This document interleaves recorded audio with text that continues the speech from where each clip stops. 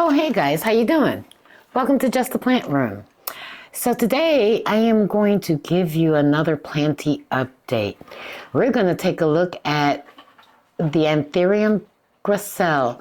Not necessarily a plant review, but I wanted to show you what the seedlings are doing. So if you like this type of content, stick around.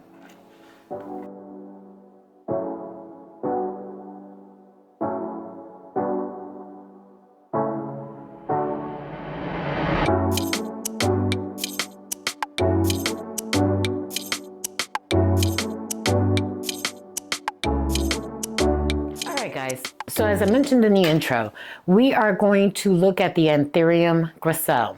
I did a video on this, I want to say maybe 2 months ago, more or less, and I showed you this plant, and it's in a different setup. So I have moved all of my Anthurium into this type of setup, which basically consists of having a drainage layer and the soil on top. And I seem to find that they're doing a whole lot better in this type of setup. And if you want more info on that, I think we just recently did a video where I showed the Savannah Green. Check that out. And I'll do a full-length video on this type of setup and what I've noticed. But if you remember in the previous video, I told you that this plant did something that was super interesting. She self-pollinates. So she puts out these, I guess, inflows, and I don't know if he's going to be able to focus on that. But she doesn't need a pollinator. She literally puts out these inflows, and within a couple of months, it has berries. And if you remember at that time when I did that video, I showed you some seedlings that I had placed in some little solo cups. Well, I wanted to show you them. They are actually getting better and bigger. So I want to say maybe about a month ago, I took them out of the solo cups and I separated them into little groupings. When I did that, they were still very tiny and fragile, and they're still kind of tiny and fragile. But I wanted to show you the progress. So they are actually growing. I am so impressed with this progress. And I decided to put, like 2 or 3 seedlings in each planter, just in the event, or just in case if one didn't make it, there would still be a plant. But what I'm noticing is that I kind of treated them the way I treat the mother plant, and that they are in loose, chunky soil. And I did give them a little bit of moss on the top. And in doing so, what I've noticed from these baby plants is that they're starting to put out roots like the mother plant.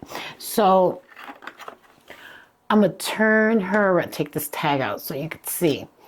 I don't know if you remember, I told you that these plants start out as epiphytes and then they turn into hemiepiphytes. And basically all that means is that they put out these roots as their... Better? They put out those roots, and those roots shoot down to the ground, and they can wrap around trees. Now, what I've done to accommodate for that with this plant is that I keep a moss collar around where those roots are, so that those roots, when they grow, they'll find their way into the dirt, as they're doing here. You can see the pretty nice, healthy green roots here. So on the babies, let me see, there was one in particular, this one. Even this one, yeah. So let me shove these out the way. And I don't know if EJ is going to be able to focus on that. I'm going to try to turn it this, can you see what I'm pointing to there? It has little baby roots, just like the mother does. So I put the moss around the top of it to encourage those roots to go into the soil to give these plants a better chance at surviving. They are still currently in what I would call incubation. So I have some smaller cabinets in the living room, And I've taken to using those cabinets as propagation stations.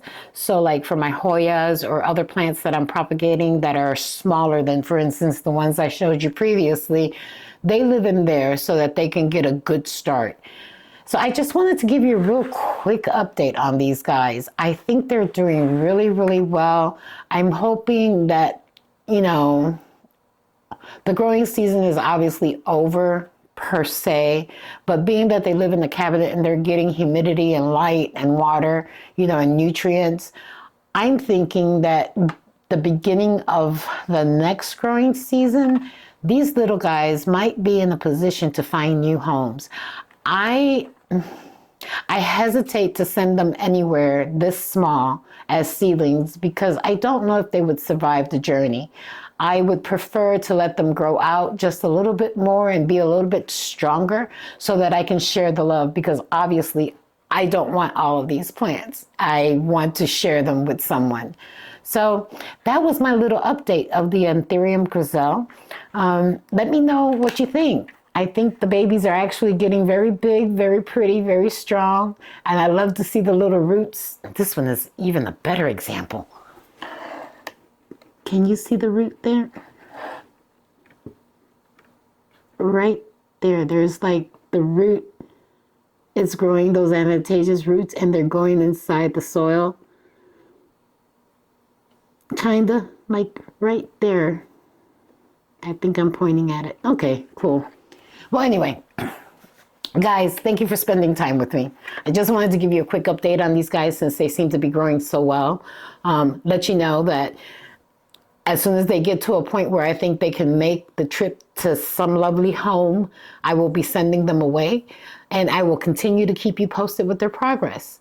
If you like this type of content, don't forget to like, subscribe, and follow us. Leave me a comment. Talk to you guys real soon. Bye.